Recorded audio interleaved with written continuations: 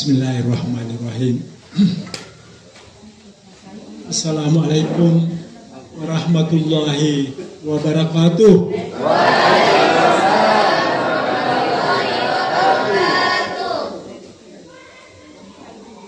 Alhamdulillah wa syukurillah wassalatu wassalamu ala asyrafil anbiya'i wal mursalin. Yang saya hormati Kepala Desa Wolang Rumah, Kecamatan KUA, tokoh masyarakat, orang tua, dan anak-anakku santriawan dan santriwati yang saya banggakan. Syukur alhamdulillah kita panjatkan kehadirat Allah Subhanahu wa taala karena atas nikmat dan karunia-Nya jua sehingga kita semua memperoleh kesehatan, kesempatan dapat hadir bersama-sama dalam acara yang kita selenggarakan pada sore hari. Salawat dan salam tak lupa pula kita panjatkan kehadirat Rasulullah Sallallahu Alaihi Wasallam sebagai manusia pilihan Allah, sebagai Rasul yang menjadi panutan kita semua. Mungkin sudah banyak diceritakan tadi oleh Rektor lain. Saya ingin sedikit bicara tentang yayasan pondok pesantren, yayasan yang membina pondok pesantren Nur Fadilah ini. Tadi namanya yayasannya itu namanya Yayasan Pendidikan dan Kesejahteraan Islam Nur Fadilah. Nur Fadilah itu sebenarnya adalah kami maknai itu adalah cahaya keutamaan, cahaya kemenangan. Ya, jadi melalui yayasan ini, Pondok Pesantren Nur Fadilah, kita harapkan kita akan meraih keutamaan itu, akan meraih kemenangan itu. Mungkin yang baru dikenal selama ini hanyalah pondok pesantrennya. Dan mungkin pondok pesantrennya yang dipikirkan hanyalah tafidnya saja. Sebenarnya pondok pesantren Nur Fadilah ini awalnya bukan pondok pesantren. Awalnya ini adalah pendidikan umum. Karena itu dimulai dengan TK dan SD. Jadi sejak berdirinya itu dimulai dengan itu. Kemudian tahun 2014 awal 2014 itu baru berubah menjadi pondok pesantren Nur Fadilah. Sehingga di bawah pondok pesantren Nur Fadilah ini sebenarnya bukan hanya soal tafsir saja kita urus, soal pendidikan agama saja kita urus, tetapi ada dua program utama di sana. Ada program pendidikan formal dan ada program pendidikan non formal. Sebenarnya kegiatan pondok ini sebenarnya ada termasuk kegiatan pendidikan non formal. Ya. Yang formalnya itu ada TK, ada SD, ada TK Nur Fadilah, ada SD Nur Fadilah, dan di SD ini di samping SD-nya, program SD-nya ada dua program. Ada program pendidikan Al-Quran. Kelas 1 dan 2 itu kita berikan di samping pelajaran agama, pelajaran umumnya SD, kita siapkan pelajaran tentang persoalan pendidikan Al-Quran. Kemudian 3 sampai 6, kelas 3, 4, 5, 6 itu selain pendidikan SD-nya, kita berikan pendidikan madrasah, dinia,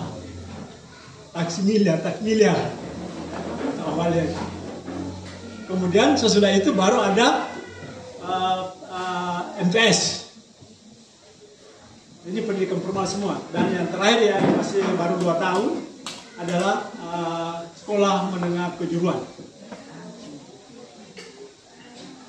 Jadi sebenarnya yang masuk di pondok itu, kalau dia masuk di pondok yang tinggal di pondok itu adalah yang siswa MTS dan SMK. Ada beberapa orang SD yang tinggal di pondok. Yang tinggal di pondok inilah yang mendapat program-program tahfiz, pendidikan, kalau baca kitab dan seterusnya. Jadi sebenarnya kalau dia mendaftar di Pondok Pesantren Nur Fadilah, tidak saja sekedar hanya menghafal Al-Quran, belajar kitab, tetapi sekaligus belajar pendidikan formal. Dan karena itu setiap berjalan seperti biasa. Kalau ada tahun ajaran, mulai dari tahun ajaran baru, ada penambatan akan mendapat ijazah. Ya, ijazah itu tidak ada beberapa memang pendidikan tahfiz itu memang hanya menghafal saja. Dan nanti kalau waktu ijazah nanti cari tahu di luar. Kalau kita di Pondok Pesantren Nur Fadilah, di sana sudah kita siapkan semua.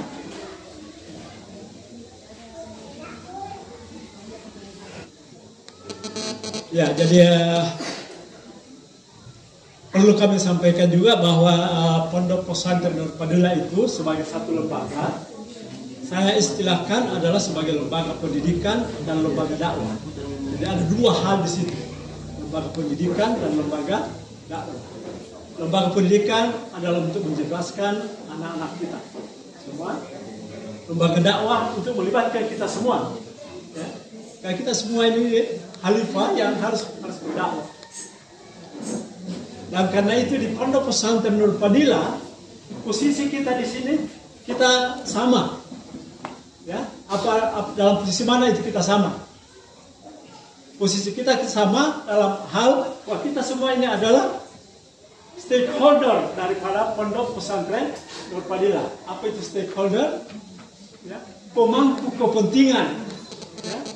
Jadi kita semua ini adalah pemangku kepentingan karena kita berkepentingan, ya, menjadikan wadah Pondok Pesantren Nur Fadilah sebagai wadah pendidikan dan wadah dakwah. Kita berkepentingan semua untuk menolong agama Islam sebagai agama yang diridai oleh Allah. Dan kalau kita menolong agama Allah, berarti kita sudah beribadah karena Allah. Jadi itu idenya, maka lembaga pendidikan Pondok Pesantren Nur Fadilah ini kita anggap sebagai lembaga pendidikan dan lembaga dakwah. Dalam posisi inilah kita semua dalam istilah yang disebut dengan pemangku kepentingan. Pengurus yayasan pemangku kepentingan, karena berkepentingan untuk menghidupkan yayasan ini. Ya. Orang tua berkepentingan karena ingin masukkan anaknya, mendidik anak-anaknya. Maka mungkin guru-guru, ustaz-ustaz berkepentingan karena dia perlu berdakwah, menyampaikan dakwah. Jadi kita memang berbeda-beda, tapi posisi kita dalam pondok pesantren ini kita punya kepentingan yang sama sebagai pemegang, ya, pemangku kepentingan orang tua, siswa, ya, pemerintah, ya, masyarakat, ya, semua orang yang berkepentingan itu termasuk di situ. Di situ kita berkepentingan. Ya. Dan karena itu dalam hal ini kita semua punya posisi yang sama sebagai pemangku kepentingan. Sehingga saya pikir dengan pemahaman ini, insya Allah Nur Fadilah tidak pernah kali lihat di hati saya begitu saja. Karena kita semua berkepentingan. Lalu apa yang dicapai, yang ditunjukkan oleh para santri kita selama ini, yang kita sudah lihat bersama ini, bagi kami pengurus yayasan dan pimpinan Pondok Pesantren Nur Fadilah, itu adalah tantangan bagi kami. Apa yang kita capai sekarang itu kita harus pertahankan, ya. Kita harus pertahankan dan kita akan tingkatkan. Ya. Itu cambuk bagi kami untuk berjuang lebih jauh. Dan tentu saja kita harus semua sebagai pemangku kepentingan berkepentingan untuk itu. Jadi saya kira itu barangkali yang saya ingin sampaikan pada kesempatan ini sebagai pimpinan yayasan. Terima kasih kerjasama, perhatiannya, bantuannya ya, selama ini. Dan sekiranya dalam pelaksanaan safari Ramadan Al-12 dalam rangka safari Ramadan santriwati dari Pondok Pesantren Nur Fadilah di Kecamatan Pulau ini, ya, kalau ada yang tidak berkenan mohon dimaafkan. Ya, kalau ada yang bagus itu adalah semua adalah dari Allah Subhanahu wa taala. Ya, itu saja barangkali yang saya dapat sampaikan pada kesempatan ini. Wabillahi taufiq wal hidayah. Assalamualaikum warahmatullahi wabarakatuh.